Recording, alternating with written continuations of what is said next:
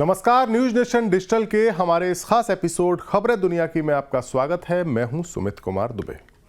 जब से मोहम्मद मोइजू मालदीव के प्रेसिडेंट बने हैं तब से इस छोटे से भारत के पड़ोसी मुल्क के साथ भारत के रिश्ते चर्चा में हैं। लेकिन अब इन दोनों देशों के बीच का तनाव जग जाहिर हो चुका है। भारत के पीएम नरेंद्र मोदी की लक्षद्वीप यात्रा की तस्वीरों ने सोशल मीडिया पर कुछ ऐसी हलचल मचाई कि मालदीव के 3 मंत्रियों को अपनी कुर्सी से हाथ धोना पड़ गया। लेकिन अब बड़ा सवाल ये है कि आखिरकार ये छोटा सा मुल्क मालदीव, जिसकी मदद के लिए भारत हमेशा तत्पर रहता है, वो क्यों भारत का साथ छोड़ रहा है? और इस सवाल का जवाब है चीन। जी हाँ, इस वीडियो में हम बात करेंगे कि आखिरकार 6 लाख से भी कम आबादी वाले मालदीव में ऐसा क्या है जिसे हासिल करने के लिए चीन बेताब है, और मालदीव के प्रेसिडेंट मोहम्मद मोइजू को वेलकम करने के लिए चीन पलक पावड़े बिछा रहा है। दरअसल मालदीव को यूं तो उसके खूबसूरत बीचों और उसकी शानदार जो टूरिस्ट डेस्टिनेशन है उसकी वजह से जाना जाता है, लेकिन जो बात मालदीव को इंटरनेशनल पॉलिटिक्स में सबसे ज़्यादा अहम बनाती है वो है उसकी लोकेशन। मालदीव में 1000 से ज़्यादा द्वीप हैं। इन 1000 से ज़्यादा द्वीप समूहों में 100 ही करीब ऐसे हैं जहां पर इंसान रह सकते हैं। और ये देश मालदीव हिंद महासागर में एक ऐसी जगह पर स्थित है जो इंटरनेशनल व्यापार का एक बड़ा रास्ता है और ख़ास रास्ता है। ख़ासतौर से चीन के लिए यूरोप और पश्चिमी एशिया में अपने एक्सपोर्ट और इंपोर्ट के लिए ये रास्ता बेहद अहम है, हिंद महासागर वाला, जहां मालदीव स्थित है। दरअसल चीन अपनी ज़रूरत की जो एनर्जी का इंपोर्ट वो करता है, उसका एक बहुत बड़ा हिस्सा वो खाड़ी के देशों से खरीदता है, मिडिल ईस्ट से। और वो रास्ता जो वो इंपोर्ट करता है वो हिंद महासागर के रास्ते से होकर ही चीन पहुंचता है। हिंद महासागर एक ऐसा इलाका है जहां की बादशाहत इंडियन नेवी के हाथों में है। इंडियन नेवी यहाँ बड़ी ताकत है। चीन को हमेशा ये डर लगा रहता है कि अगर कभी भारत के साथ युद्ध होता है या अमेरिका के साथ युद्ध होता है तो इस इलाके में इंडियन नेवी बड़ी नाकेबंदी करके उसके व्यापार को ठप कर सकती है। लिहाजा चीन किसी भी सूरत में हिंद महासागर में अपने फौजी अड्डे बनाना चाहता है।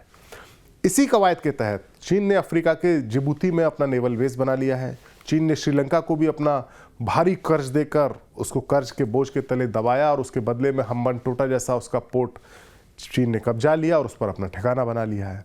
वहीं चीन पाकिस्तान में अपने प्रोजेक्ट CPEC के तहत कई बिलियन डॉलर्स खर्च करके ग्वादर बंदरगाह को डेवलप कर रहा है ताकि वहां उसे अपना नेवल बेस बना सके अरब सागर में, जो कि हिंद महासागर के नज़दीक है। यही नहीं, मालदीव के निकट डिएगो गार्सिया में अमेरिका और ब्रिटेन का नेवल बेस मौजूद है। रीयूनियन द्वीप पर फ्रांस का भी ओवरसीज बेस मौजूद है। यानी इतने अहम इलाके में चीन किसी भी सूरत में अपने नेवल बेस को बनाना चाहता है, क्योंकि वहां अमेरिका, ब्रिटेन, फ्रांस, इनके नेवल बेस मौजूद हैं और भारत तो वहां पर मौजूद है ही। और इसीलिए चीन मालदीव पर कई सालों से डोरे डाल रहा है। मालदीव भारत का पड़ोसी होने के साथ साथ भारत का पुराना दोस्त भी रहा है।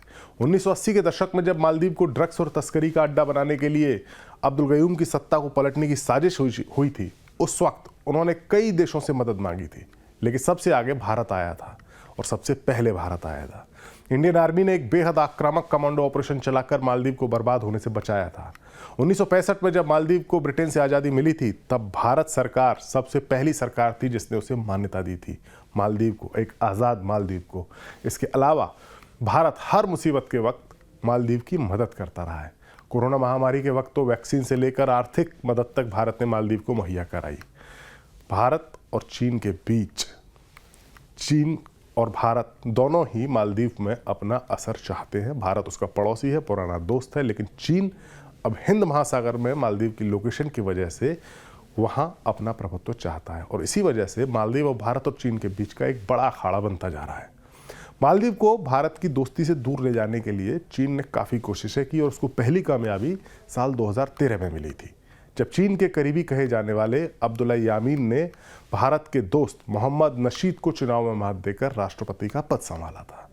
साल 2013 से 2018 तक यामीन के 5 सालों के शासनकाल में भारत के साथ मालदीव के रिश्ते बिगड़ने लगे थे। तो वहीं चीन ने इस मुल्क के कई प्रोजेक्ट्स में भारी इन्वेस्टमेंट किया था। 2014 में तो चीनी प्रेसिडेंट शी जिनपिंग ने मालदीव का दौरा किया और कई समझौतों पर दस्तखत हुए। इसके बाद यामीन की सरकार ने अपने लामू एटोर द्वीप पर नागरिक आबादी को हटाना शुरू कर दिया और चीन के लिए फौजी अड्डा बनाने की भूमिका तैयार हो गई। लेकिन 2018 में भारत के समर्थक मोहम्मद सोली की सत्ता आ गई और मालदीव चीन के बजाय एक बार फिर से भारत के करीब आने लगा। लेकिन फिर भी पिछले साल सितंबर में यामीन के ही चेले मोहम्मद मोइजू की जीत हुई, जिसे मालदीव में चीन के भारत विरोधी प्रोपेगेंडा की जीत माना जा रहा है। इस जीत के बाद ही इस जीत के दौरान मोइजू ने जो भारत विरोधी रंग दिखाने शुरू किए अपनी इलेक्शन कैंपेन में, और जीत के बाद वो भी अब सामने आने लग गए हैं। अपना इलेक्शन कैंपेन जो मोहम्मद मोइजू ने चलाया था वो इंडिया आउट के नारे के साथ चलाया था। मोइजू ने राष्ट्रपति बनने के बाद सबसे पहले तो अपने देश से भारत को अपने सैनिकों को वापस बुलाने के लिए कहा जो मालदीव में मौजूद हैं। इसके बाद मोइजू ने भारत के साथ वो हाइड्रोग्राफिक समझौता रद्द कर दिया जो पिछली सरकार के दौरान हुआ था, और उस वक्त हुआ था जब भारत के पीएम नरेंद्र मोदी मालदीव की यात्रा पर गए थे। उस समझौते को मोहम्मद मोइजू ने रद्द कर दिया।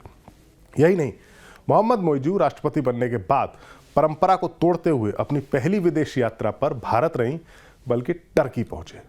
इससे पहले मालदीव का हर राष्ट्रपति चुने जाने के बाद पहली विदेश यात्रा भारत की करता था, लेकिन मोहम्मद मोइजू ने पहली विदेश यात्रा टर्की की और इसके बाद अब वो चीन पहुंचे हैं। जाहिर है मोहम्मद मोइजू मालदीव में चीन का वो मोहरा है जिसे शी जिनपिंग ने अपने प्रभुत्व में मालदीव को लेने के लिए खड़ा किया है। अब देखना होगा कि भारत मालदीव को पूरी तरह से चीन के कब्जे में जाने से कैसे रोकता है। हमारा ये वीडियो आपको कैसा लगा, अपनी राय हमें ज़रूर बताएं। देश और दुनिया से जुड़ी बाकी खबरों के लिए देखते रहिए न्यूज़ नेशन डिजिटल। नमस्कार।